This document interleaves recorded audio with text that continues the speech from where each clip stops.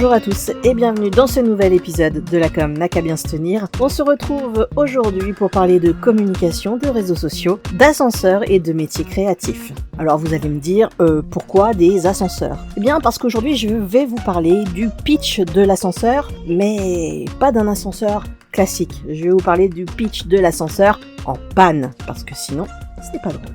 Vous êtes avec Céline, votre social media manager, et rassurez-vous, je n'ai pas oublié d'apporter ma petite dose d'humour, parce que, soyons honnêtes, un podcast sans humour, c'est un peu comme un tweet sans hashtag, en résumé, ça n'accroche que dalle. Allez, direction notre ascenseur en panne, rassurez-vous, le voyage va très bien se passer. On va parler de ces moments où vous devez vendre votre idée en un temps record, mais avec une petite touche d'imprévu, comme si l'ascenseur était coincé entre deux étages. Accrochez-vous, ça va secouer malgré tout un petit peu.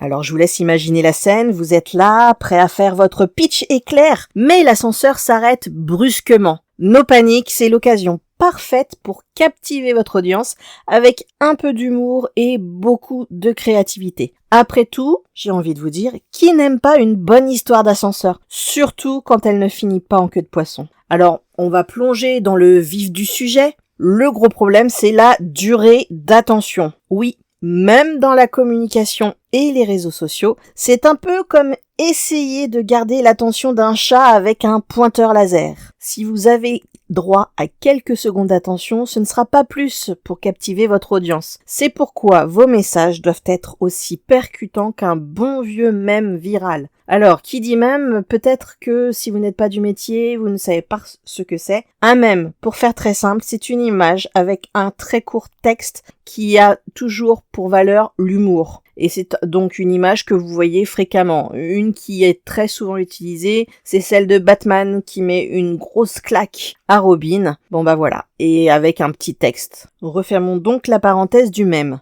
Pour faire simple, il faut que vous pensiez aux vidéos qui cartonnent en ligne. Généralement, elles sont courtes, mais elles frappent là où ça fait rire ou là où ça fait réfléchir. Et que dire donc de nos distractions ? Dans le monde du social media, on est tous un peu comme des écureuils style Scrat de l'âge de glace. Vous le voyez ? Il est hyper connecté à son gland. Eh bien nous, on a tendance à être hyper connecté à nos glands. Alors vous allez me dire nos glands, Oui, les glands pour nous c'est une notification ici, un message là, et hop, on a déjà oublié ce qu'on regardait. Alors comment garder l'attention des gens ? Utiliser des visuels qui claquent et des histoires qui parlent au cœur. Parce qu'après tout, qui n'aime pas une bonne histoire, surtout si elle est agrémentée d'un bon gif ou gif, il y a un petit peu les deux teams selon ce que vous préférez, qui est bien choisi. En plus de ça, il ne faut pas oublier de penser aux techniques de storytelling. Dans la communication et la création, raconter une histoire, c'est un peu comme préparer un bon café. Il faut le bon dosage pour que ça passe crème. Et je sais, ça n'est pas toujours facile, mais plus vous l'appliquez, plus vous saurez le maîtriser. Alors il faut bien sûr identifier un problème, proposer une solution unique et n'oubliez pas de montrer la valeur ajoutée, ce que vous pouvez apporter. C'est un petit peu comme dans un entretien lorsque l'entreprise, la personne qui vous reçoit vous dit « Et qu'est-ce que vous pouvez apporter à notre entreprise ?» Eh bien si vous ne l'avez pas travaillé en amont ou que vous n'avez pas confiance en vos valeurs, en vos compétences et en vos qualités, vous ne saurez pas y répondre. Donc, je le redis, identifiez un problème, proposez une solution unique et n'oubliez pas de montrer la valeur ajoutée.